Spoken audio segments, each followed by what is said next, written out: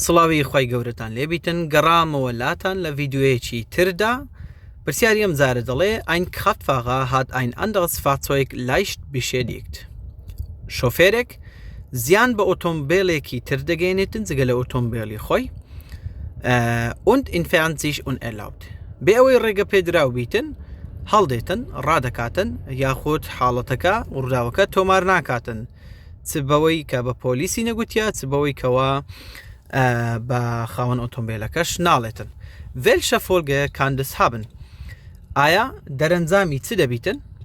باشە پاشەوەی کەوا کەشف بوو ئاشکرا بوو لێی eine Anordnung eine medizinisches physiologischen Untersuchung دەبێتن پشکنینێکی پزیشکی دەرونی ئەنجام بداتن.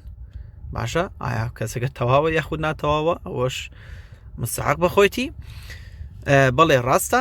دووەمیان einen Entzug der Facherlaubnis oder ein Fahrverbot ڕاگرتنی مۆڵەتی شۆفێریەکەی یاخود قەدەغەکردنی لێخوڕین لێی ئەوجا ئەوەشیان فافێبۆتیش کاتی دیاریکراوی هەیە بۆ نمونە بەپێی حاڵەتەکە دەگۆڕێت و فافێبۆتەکەش ئەوە بڕیاری لەسەر دەدرێتن ئەوەشیان تەواوە.